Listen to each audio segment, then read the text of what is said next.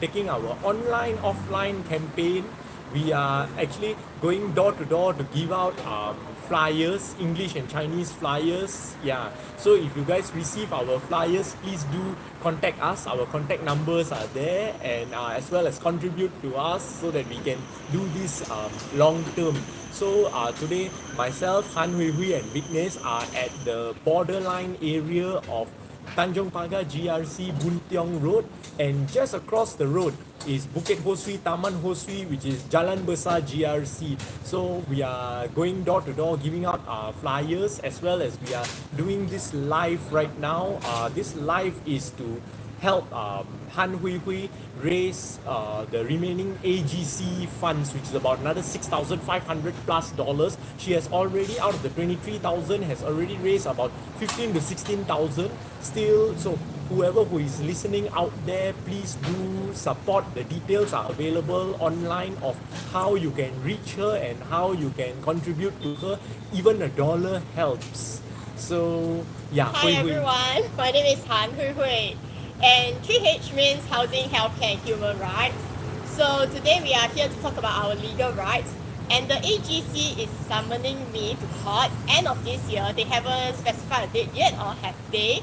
So until I get the exact date, I will post it online or when they want to summon me to court.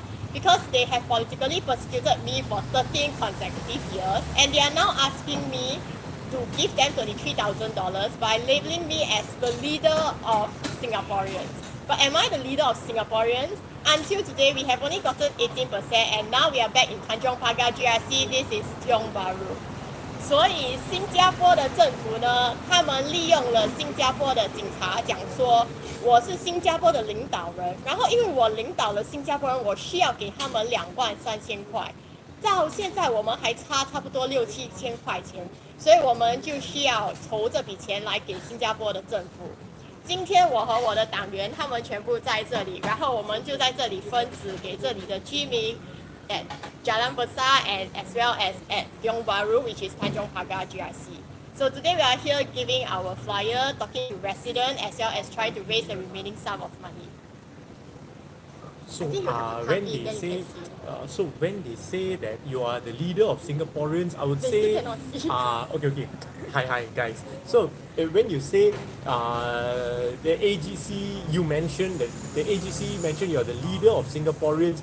I mean, not a leader of 100%. Even the Prime Minister, I don't think, though, supposed to be united, the leader of 100% of Singaporeans, he also would have got about 70 to 80% of the vote. So you are probably the leader of 18% that voted for you. Only. Yeah, as well as maybe about 23,000 good people who voted for us.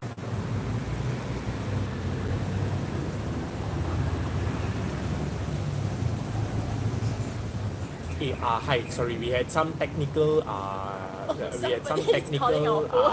glitch. So no, not just that, the data usage has also hit. Yeah. Anyway, what I was trying to tell was, that you have taken up this court. You have taken up this court case that to give people a right of choice whether they want to be vaccinated or not to be vaccinated. These rights cannot and should not be taken away from us. And this was in which year? How many years ago was this case? 2022? 2022 was the year that the AGC demanded me to give them 23,000. Right, so the case was around 2021. She actually took up this case when little to no one would. So what I'm trying to say is that our rights of having a choice of being vaccinated or not should not be decided or mandated upon us, and especially because the COVID experimental vaccine, there wasn't any track record of the vaccine's efficiency or efficacies. So people should be thankful and grateful that you took this challenge up on their behalf. And even though it was you lost the case, but there was someone willing to stand up to do this. And of course, the burden of the financial cost should not be entirely on your shoulders, So that's why I am sure that there are more than 23,000 unvaccinated individuals. And yeah, I realized something, the number 23,000 around there are quite significant with you. We receive about 23,000 votes in Tanjong Pagar. The AGC is also demanding around 22 to $23,000 from you. Yeah. So I just realized that anyway. Yeah. So what I'm trying to say is, out the cost right now, we have successfully raised about a good 15,000 to 15,500, 16,000.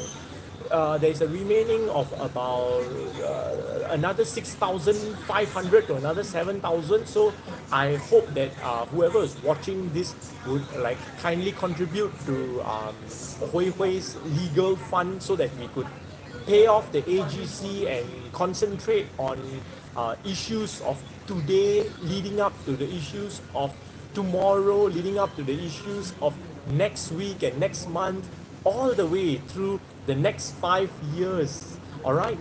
In my nomination speech, after we got successfully nominated, I mentioned that I want to hold the PAP government to account not just in the 9 days of campaigning, but through the 5 years for whatever good, whatever bad, whatever things that they could have done better or they could have improved. So this is what we are essentially trying to do. Yeah, Hui Hui. So hi everyone, to those who are new here, thank you very much for coming in to join us this afternoon. And the reason why we are coming here and we are filming this live here, another reason is that this is Tiong Bahru, and behind us is actually the blocks that recently was painted purple color. They insisted in completely painting it purple color instead of waiting for people to decide, okay, do we want purple or do we want brown, do we vote for it? And in the end, after they proposed the entire block to be painted purple and they painted it by themselves, then now people are really very angry about it. They are going to repaint it as brown color. So this is the reason why we are at Tanjong Pagar, at Tiong Bahru specifically, to film this live video. 所以今天我们在 Tiong Bahru 拍这个视频，为什么呢？这里是 Tanjong Pagar GRC 大欧巴的局选期，然后在这里我身后的这些祖屋就是新加坡政府最近把它们变成紫色的祖屋，他们跟它油紫色，然后讲说哦人民会喜欢的，人民已经不高兴了，他们还硬要跟它油到整座都紫色到完，过后人家真的很生气，他们就讲好啊，我们来投票，那你知道投票过后，他们重新要油他们的漆，他们要把它油成褐色，油成棕色，所以这是浪费选民的钱，而且不要紧，这个是从 SNCC。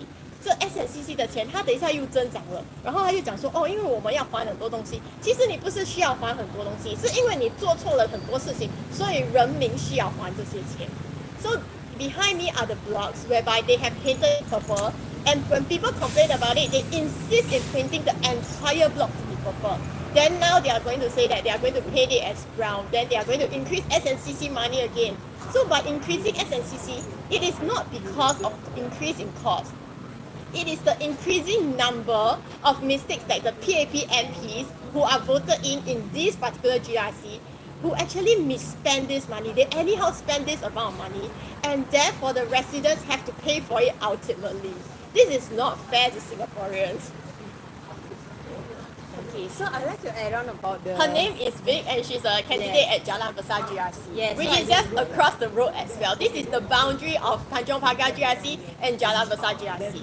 That's right, I was a candidate for Jalan Besar GRC for 2025. So I'd just like to add on about the vaccination. So actually the news came out much later that it was actually scientifically proven that Pfizer was actually not ready to actually administer the vaccine, but due to time constraint, because there was a like epidemic going on, and then they made it a mandate to actually have the vaccine, although like they should have given us a choice, and now they are suing Hui Hui because of that, and I think it's totally not fair at all, because it is her right to actually like stand up for what she believes that she doesn't want to actually. Actually, I'm not being sued, I'm not being charged, and I'm not being fined. I'm politically persecuted because they simply label that, oh, you are the leader of Singaporeans, so you have to pay $23,000 on behalf of Singaporeans. Yeah, so that's like just crazy, right? I mean, like I don't see any logic in that. But anyway, so but back to the vaccine. So actually, it was they even actually mentioned that Moderna was actually a better choice to take compared to Pfizer. And so all this came out much later, like after more research was done. But due to like time constraint, we understand that they had to administer the vaccine and they made it a mandate because I guess they didn't want to have like their hospitals full of sick people, and then so they were like basically to their benefit, and they wanted to curb the thing, and then they made it law. And if you didn't abide by it, they say you have a choice that, but you can't go into malls, you can't have a job. Like for me, my preschool, you have to. It was mandate compulsory to take three shots of the vaccine, or else you do not have a job. They made that very clear. So we didn't have a choice. We had to take the vaccine. So the vaccine actually has like some side effects on my body, which is very personal. So I do not want to actually mention it. But of course I'm still alive, so that much I have to be grateful for. But people who do choose not to actually take the vaccine, I think they should be given that choice and not be persecuted because of that. This is basic human rights. Hi everyone who have just joined, and yes, I've noticed a lot of people commenting over there, so hi to you. Perhaps next week y'all can come and join us as well, because this week we are at Tanjong Pagar, specifically Tiong Bahru. Next week we will be at Farrer Park area. Our phone number are there. You can just text us or call us before coming by to know which exact block or which exact void that we will be at, or coffee shop we will be at, and we will be definitely there to meet you. We will be going out for a walkabout next week the entire day as well. So you can just text us whether in the morning, afternoon or night. You can call any of us and we will be there to say hi or drop by to talk or discuss whatever issue you have as well. And for residents who have problems, please come and email us all your photos, your documents, and then we will also help you to submit to the relevant government department as well in order to resolve your issue. Because ultimately they are now in power, so they are the ones who have the resources and the responsibility to settle all these issues as well. So yeah. So it is actually a myth when they say that there is always a perpetuated myth that we are only showing up just before elections or during elections. In fact, now the elections is over and we are still here. We did not disappear. We did not run away. We are doing what we can, however we can, with however little minimal resources that we have. But you know what? We still do it because we have to. Because if we don't do it, I don't see anyone else doing what we do. And we like to question like policies and issues out there. In fact, now there is the issue of ICA reviewing PRs who have committed crime. I mean, what sort of review do you have to do? They have already committed crimes. We just have to send them to prison and then deport them and send them off. They want to do review and all sorts of funny business, and so yeah. In fact, there was another case while these two reviews are not even done. One of them is the actor of Wa Banana, all right. Another Russian, there were reported by Mothership and CNA. You can see I did a write-up about it on my page, that he beat up a security guard while he was drunk. And just talking about this, just even mentioning this does not make you, I, or anyone xenophobic. We need to throw that out of the vocabulary, all right? That you are xenophobic, you are racist, all this. I just find it's a nonsense, and it's a red herring, and it's just a distraction to sideline the actual argument. Do these people that the government think who are talents, granted them passes, granted them permanent residencies, are they truly talent, or are they just merely economic digits? And worse, they can't behave themselves once they are here in Singapore. And this is not my opinion. These people were actually charged lawfully in Singapore's court of law and sentenced to whatever fine or jail terms and or whatever. So this has to be the review of the permanent residence scheme needs to be actually expedited and needs to be publicly transparent. What is the outcome? Not just say if we are reviewing and then end of the day 1 month goes by, 3 months goes by, 6 months goes by, we don't know nothing. We don't hear any outcome, as in no head, no tail. Yeah, you get what I mean. So once again, just being a contrarian having a contrary opinion does not make us horrible human beings, does not make us bad people, and does not make us racist, xenophobic, or all sorts of accusations they hurl at us. In fact, they tried to paint Hui Hui off as, she's insane, she's mad, all this. But you know what? None of it is sticking. Years have gone by. She hasn't any IMH thingy, or she does not have any psychiatrist or psychologist. She's just a normal person. But however, myself, and a whole group of our friends and supporters and stuff, we just have contrarian or contrary opinions or alternative viewpoints and optics. This does not make us terrible human beings or bad people. That's what I'm trying to say. It's not like, in Singapore there is this pre-notion, preconceived perception. You are either PAP or you are a bad person. Oh, I can see Joan Pereira is watching this as well. Hi to the MP of Tanjong Pagar.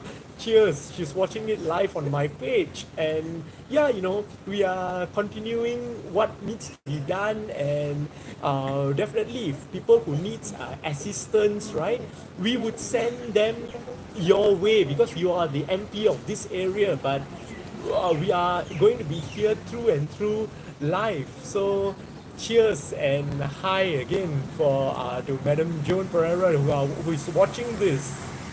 Hui Hui, you want to say something to Madam Joan? She's watching this live.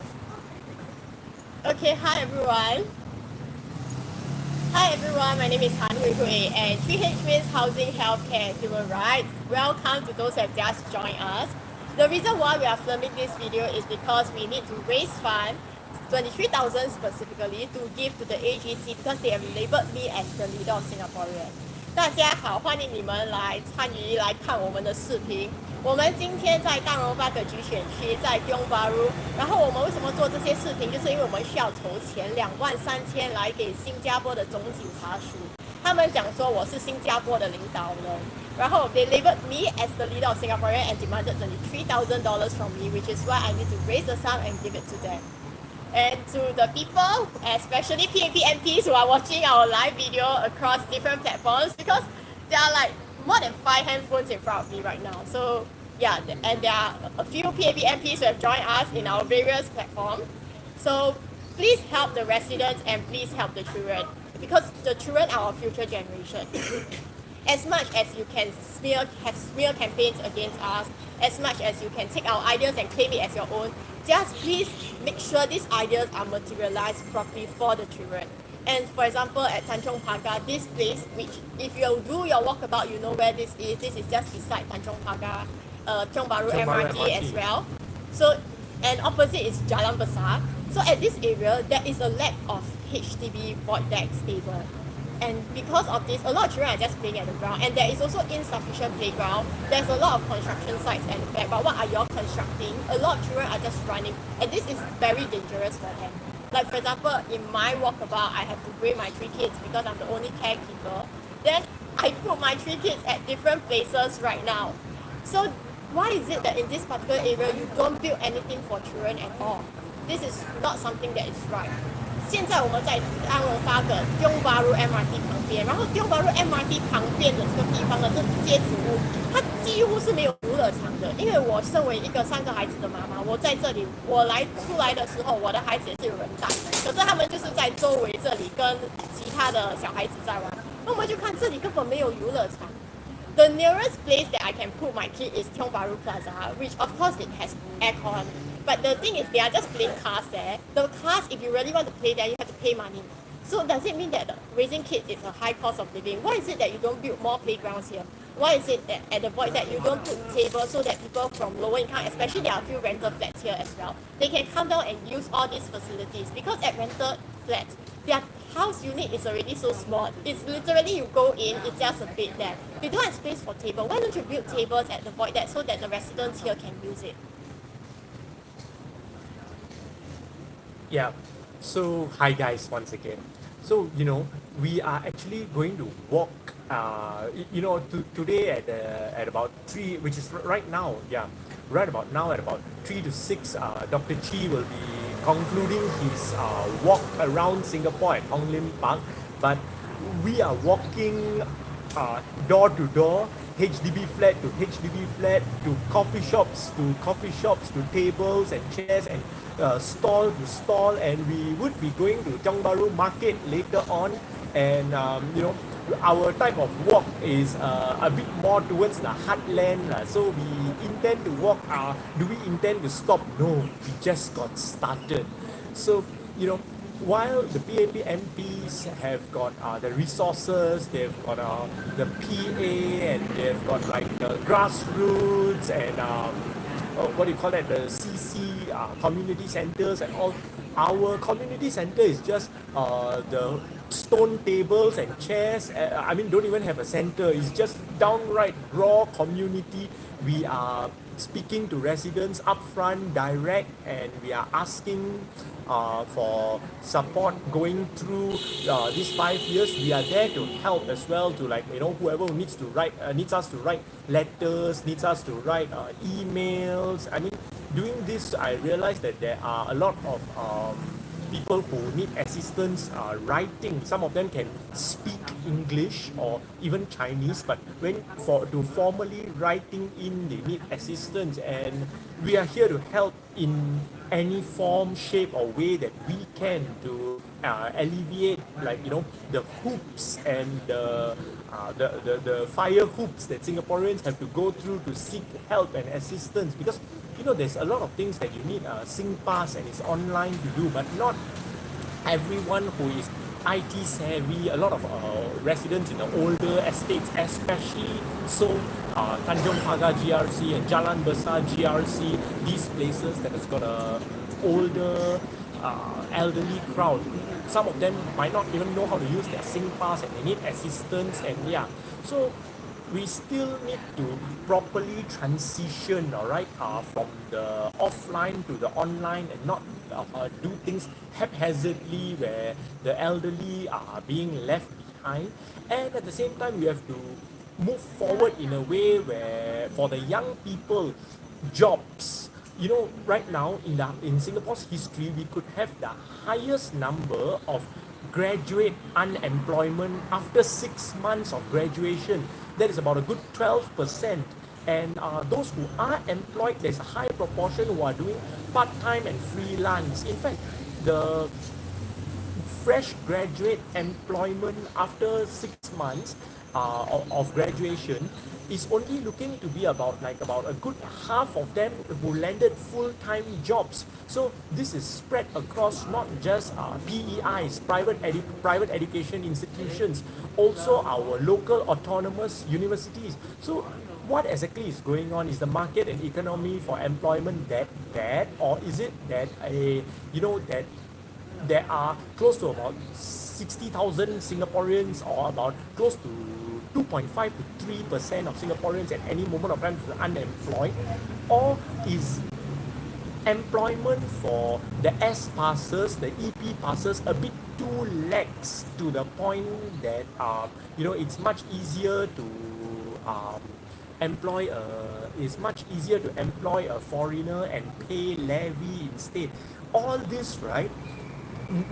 Without even considering the Singapore-Johor Special Economic Zone, the SEZ, is not even in place yet. So imagine with the future SEZ, the Singapore-Johor Bahru SEZ, or Special Economic Zone, with high-speed trains coming in and out of Singapore, and the distance 1 to 3.3, I believe more flooding of lower wage or cheaper source of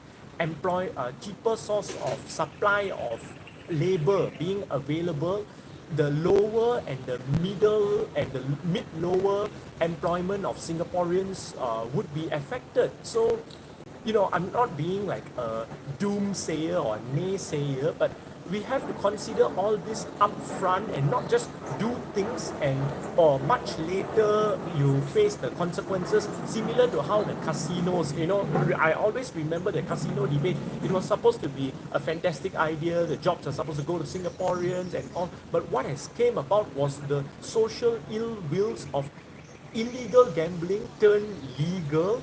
Loads of people started to resort to borrow from licensed money lenders, unlicensed money lenders even worse. And what came out of it, people lost their families due to gambling addiction, they lost their incomes, they lost their houses, so these should be lessons which happened a good 20 odd years ago, but it should be lessons that should be applied to any current and future project or endeavors that or policies that the government wants to pursue, so that these painful lessons of planning and taking a step-by-step approach, so that there will not be fallout or pain much later. As they say always, prevention is better than cure. Don't do things then you need a cure and then you're running around helter-skelter seeking a cure, and while you're doing the cure, I mean this is not illness, no, this is policies. While you're trying to fix that, sometimes down the road other things might get worse. So always people ask us, hey, you all are only highlighting, you all are only complaining, what is the solution? So the solution is, until the graduate unemployment numbers goes down for a period of 3 to 6 months subject to review, to stop issuance of S-passes and control tighter the work permit and control tighter the EP pass. This should be the way going forward to make sure our graduates are given opportunities. And for public housing, people keep telling, hey, what is your solution? The solution is to gradually reduce land costs. You can't press all the available 10 over buttons, you'll crash the market, alright? So subject to review of resale prices, every 3 to 6 months review and gradually reduce the land cost. So that should be the way to solve. And I mean, of course, everyone is talking also about the recent Tampines GP clinic, which is under the block void deck GP clinic bidding system, where they are paying about $52,000, which works out to be about a good 1,700 per day just in rents. And this isn't a fancy Raffles Place aesthetic clinic, it's a GP clinic meant for primary health care under a HDB block, alright? So if this in itself is costing about a good $52,000 just rental, so what is our solution? The solution should be to do a ballot system which is more fair. Hi everyone, my name is Hui Hui, and 3H means housing, healthcare, and human rights. Welcome to everyone who came back to this live. Just got interrupted. So, the reason why we are filming this video is because the AGC has labelled me as the leader of Singaporeans and demanding $23,000 from me to give to them as the leader of Singaporeans, which is why I'm trying to raise the remaining sum of money, which is about $6,000 to $7,000. So the exact details and the breakdown of all the fund are on my Facebook. And just now, as what was mentioned, the first issue that we want to talk about is also about our education system. Why is it that our education system has generated so many graduates out?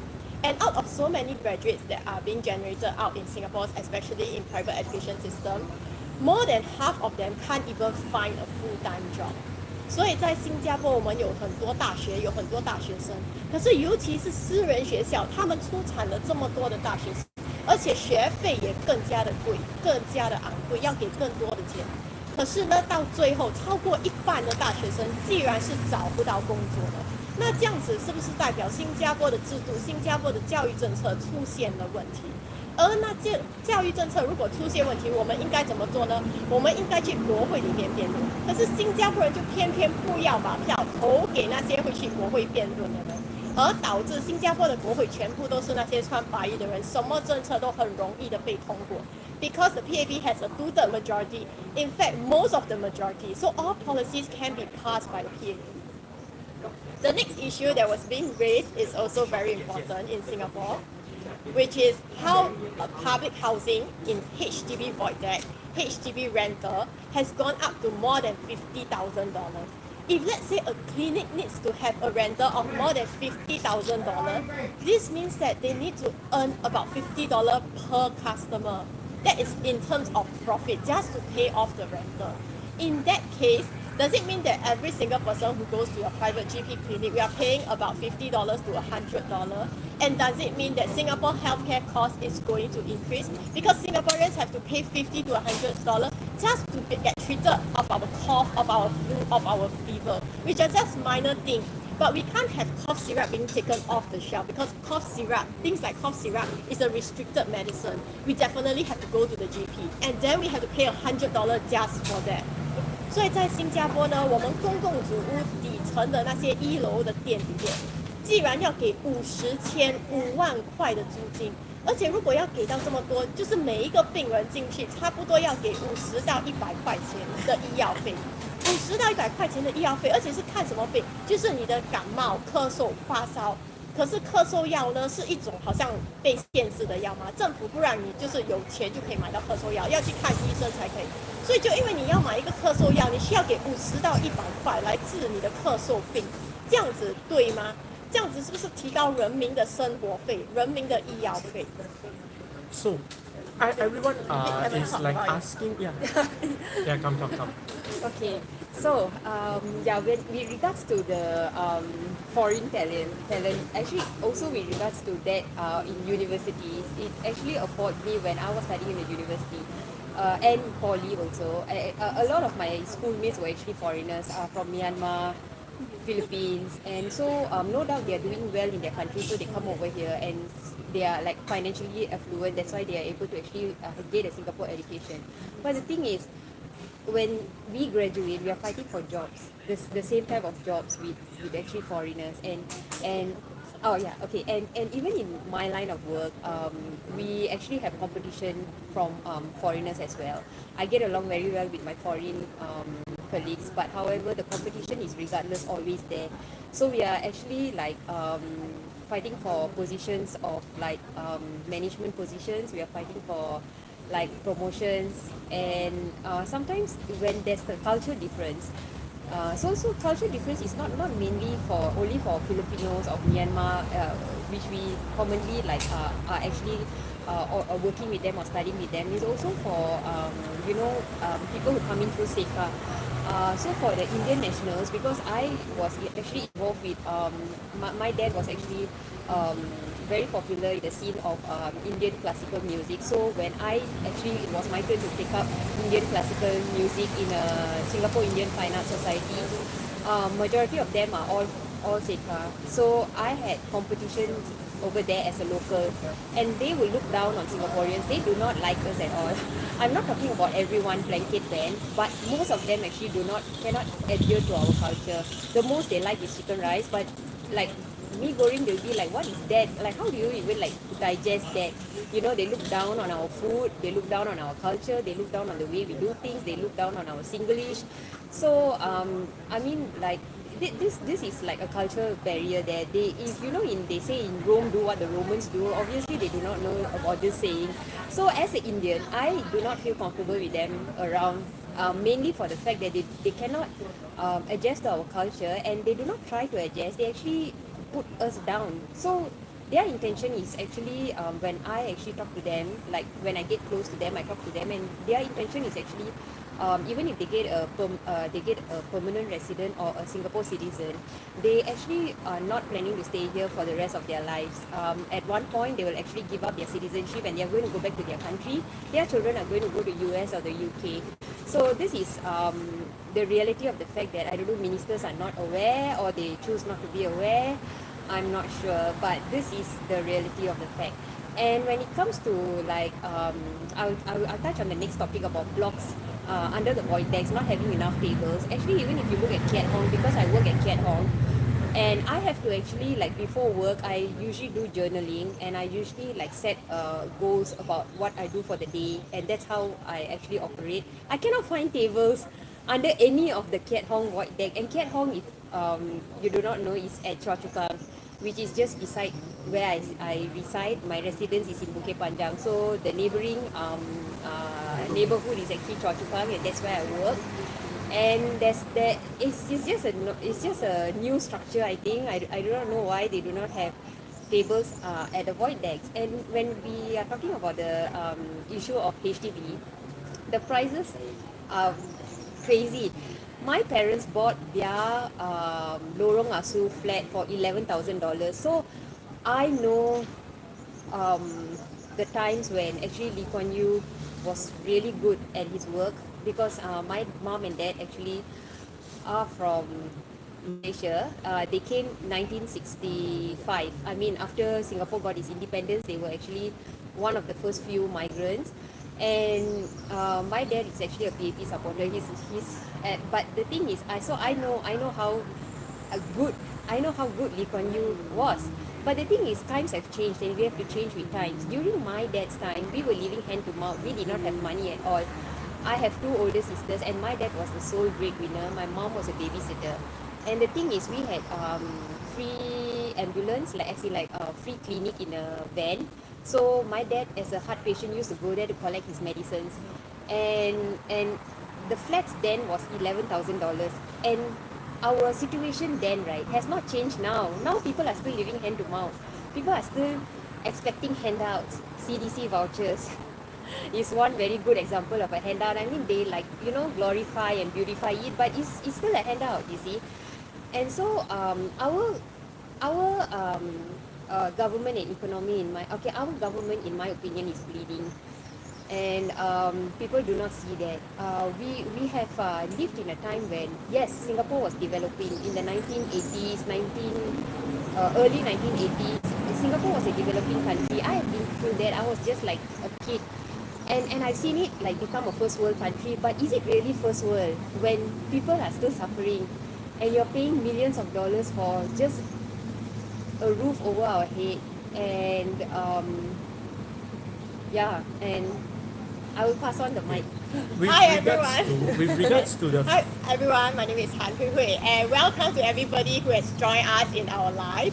So thank you for supporting. For those who are asking, we are currently at Tanjong Pagar GRC, Tiong Bahru MRT, and the following week, next week, we will be at Farrer Park. So if you would like to join us, you want to watch our live, you want to do walkabout with us, or things to talk to us, you can come to our live or come and meet us personally at Farrer Park MRT station. Our telephone numbers are there. You can call us to let us know before coming down, and we will definitely be good to talk to you.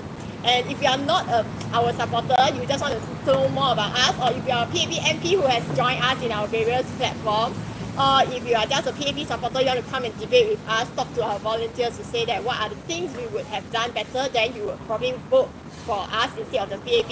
You can just come and meet us as well.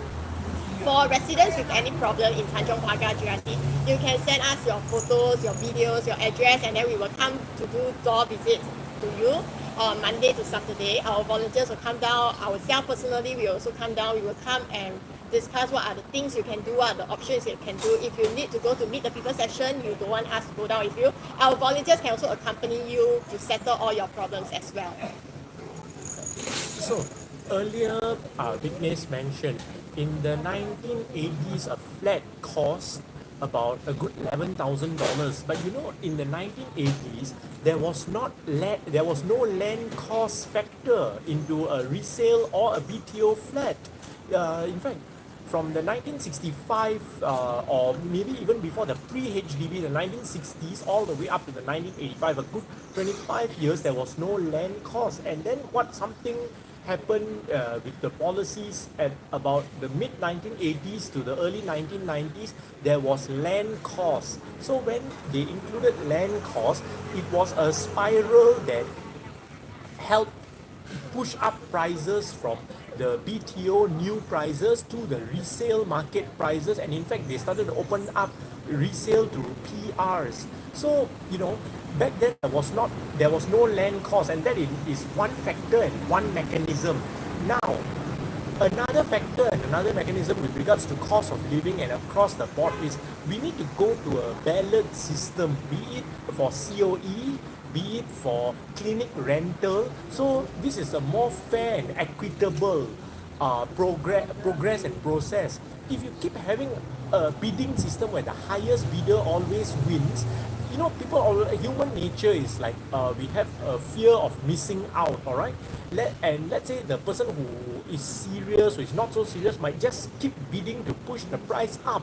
So whoever who wins the so-called winner of the bid might not be a winner long term, because you know you might have won the bid, won the tender, but you have to pay the costs that you have bidded for, and it leaves a question mark is, are you able to not just pay the rent or pay the COE, because this is a cost? Are you able to earn more than that to pay off? That should be the long-term question. But however, you know, in the spur of moment, it could lead to decision making of, like, you know, just being caught in the moment and, like, you know, bidding for the tender, bidding for the clinic or the space, and you have to, and remember, to run a clinic, right, you have to earn not just to pay off the rent, but staff salary and the doctor's own salary, the cost of medicine, and you know, things like that. So these costs will ultimately get pushed to the consumer, who is the patient. And I'd also like to point out another point is that medical tourism in Southeast Asia, Malaysia has taken over Singapore, and this is not surprising at all. Let's say all things equal, all right? People from the Middle East, people from the Indonesia come to Singapore and Malaysia equally for medical. But if you go to JB, there is two streets of private clinic. A very high chance you run into Singaporeans who are seeking medical treatment across the border in JB. So it is not at all surprising that Malaysia as a whole has taken over Singapore for medical tourism, because the Singaporeans are going to JB to seek, the Singaporeans have become medical tourists in JB, in Malaysia themselves. So it's not at all surprising. So, you know, our government clinics as well as our private clinics, certain mechanisms need to be in place, such as rental. I mean, it's hard to rent control. Of course, the government will keep saying that it's a willing market, it's a willing buyer, willing seller, or a willing tenant, willing landlord.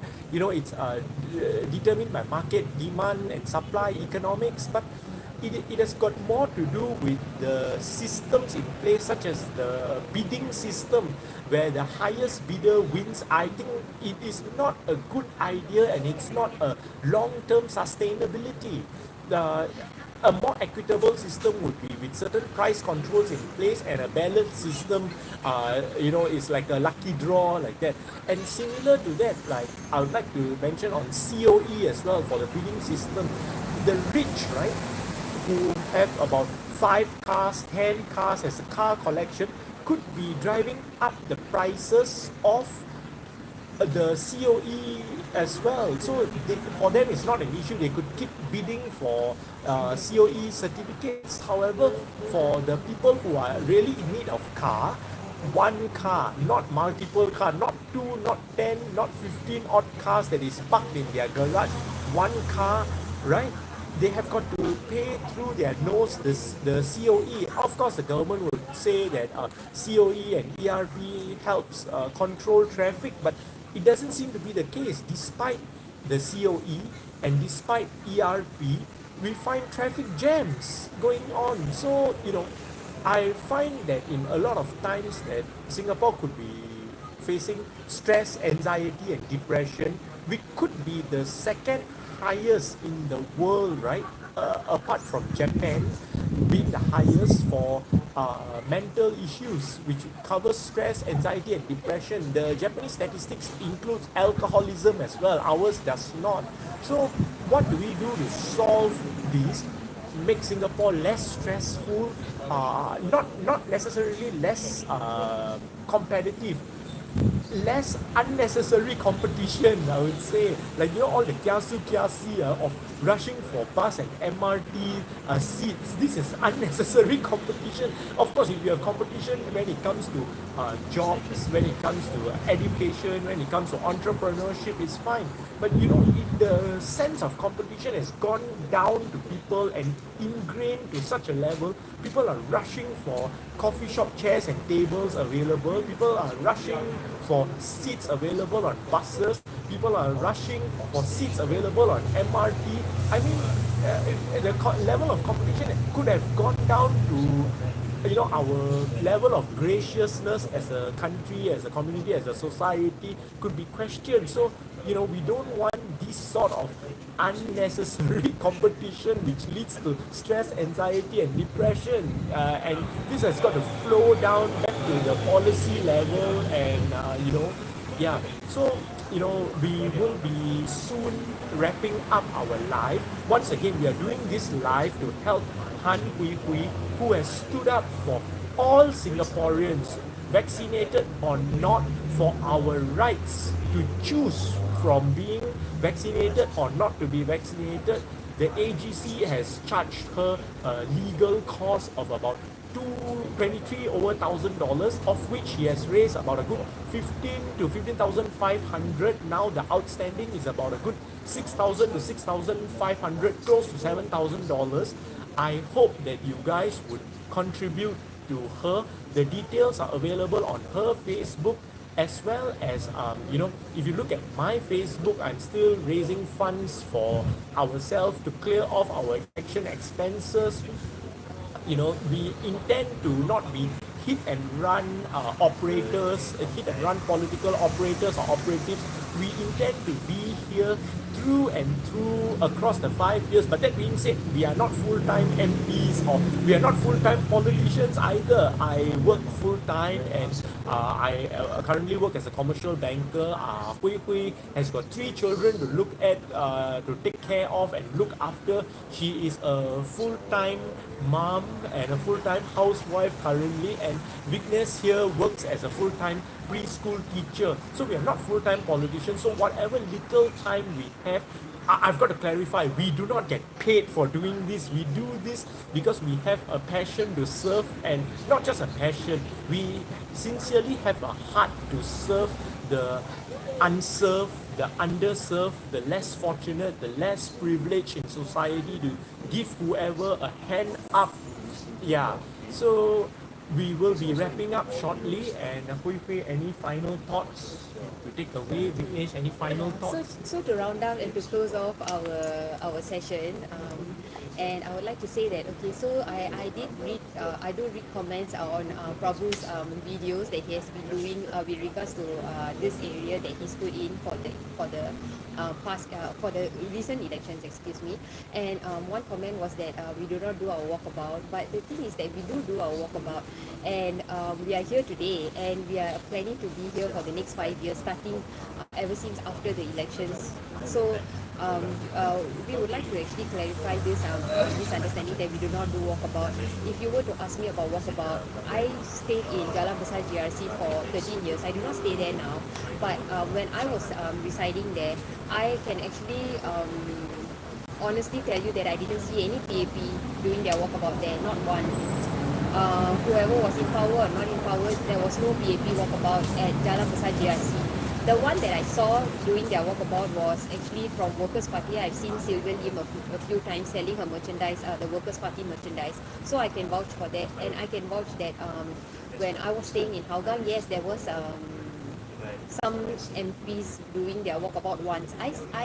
I stayed in Lorong Asu for almost 30 years, and I only saw the MP once, and that was because she needed our vote to actually build a lift at the same lift landing. And when my mom told us she do not need to vote because the lift is in we are already staying in the lift landing, so we do not need to vote, and then it just gave her the face. So you know that they are not genuine, not all, but that particular MP, a female MP at that time, in before Aljuni took over, the year Aljunied took over, just the year before that, they were actually not doing their walkabouts as well. So I do not know what you mean we are not doing our walkabouts. You can say the same likewise. And I would also like to bring up one issue that Minister at that time MP Don Wee, he is not in position at the moment because he actually didn't run for elections this time. So he's not an elected MP this time round. But when he was an elected MP, he was actually very close to our foreign colleagues, and he actually did mention that he would help give them their PR. So that is something that is questionable. As an MP, are they allowed to do that? Like, it's not to the interest of our citizens. So I wanted to bring that up as well because it was at the back of my mind for quite a while. And please support Han Wiwi's cause. The reason why we are doing the live today is actually to raise funds for the AGC, and people like what Prabhu mentioned is like there's a what is she like crazy? I don't think so, because would any crazy person get 7 A1s for her O levels? And her grades are like speaks for itself. She's actually a very intelligent woman, and she's doing a good cause, just like all of us, for the sake of Singapore, for the future of Singapore, for the future of our children. So for when the only citizens who actually say that they are very happy with PAP, I've noticed when I go into their demographic, are actually mothers with children, but their children are not married yet, so they do not have grandchildren. But if you ask those people with their children and who has their own children, so they have grandchildren, they are actually very worried for the future of they are worried for the future full stop. And for my young colleagues who are young parents, they say the rising cost of living is very much a very real issue that they have to face every day. And so with that, I would like to pass the mic for the closing statements. Thank you. Hi everyone, my name is Hui Hui. So thank you to those who ultimately managed to join us right now, but we are going to end soon because it's going to be an hour, and many phones here are getting very hot already. And we are now at Tanjong Pagar GRC, Tiong Bahru. Next week we will be at Tanjong Pagar GRC, Farrer Park. Tanjong Pagar GRC, Farrer Park for the following week. Our phone numbers are online. You can just call the phone numbers. If you have any issue, you can let us know. If you are going to join us, you want to meet up with us, whether you are our supporter, want to become a volunteer, or you are a PAP supporter who want to come and debate with us, you can also come and meet us directly on next week as well. We'll be at Farrer Park. And at the end of this video, I don't think I'll be able to raise the $6,000-7,000 that the AGC wants, so we definitely will be filming more live video to raise the remaining fund to give it to the AGC. And as for when the AGC want to summon me to court, that will depend on the AGC when the official letter comes. I will definitely be posting it online so that you can come and watch the trial for yourself on how they are politically persecuting me for 13 consecutive years. And right now, they are labeling me as the leader of Singaporeans. As for people with children, there are actually another bunch of people with children who are supporting the PAP. They are people who never traveled before, and they think that, oh, you don't have the experience of running a country. We will never have the experience of running the country unless we are voted into parliament. And even if we are voted into parliament, right now we are at the stage whereby we have to debate about the policies first. It is the civil servants who are running the country, not the PAP MPs. Some of them are taking their bicycles, some of them are staying in their black and white house, and some of them are maybe not sure whether any of them will actually be having a hot mic issue or have to step down because they have their certain private issues, It's like almost every speaker in parliament, almost. For example, David, Tan. So there are so many people inside who have their own different issues. They are not running the country. They are inside the parliament, and that's all. And why are they inside the parliament collecting money and not debating about policy? If you want to say that we do not have the information or the experience of running a country, we have to first be elected into parliament, or at least be an NCMP. 所以很多人讲说我们没有认识这些人，我们不知道怎么制止一个国家，怎么管一个国家。可是呢，重点是我们没有在国会里面，我们要怎样去辩论政策呢？第一点，我们需要进去国会才可以辩论政策。The first step is that we need to enter parliament and then we can debate about the policy. So we will definitely be making more videos because we have to raise the remaining fund, and next week we'll be at Farrer Park. If you would like to meet with us or join us, please contact us on the phone numbers and we will see you next. Goodbye. Okay, bye. Bye everyone. We're actually at the market right now. So a lot of people are passing by. We're at the market. So yes. See you.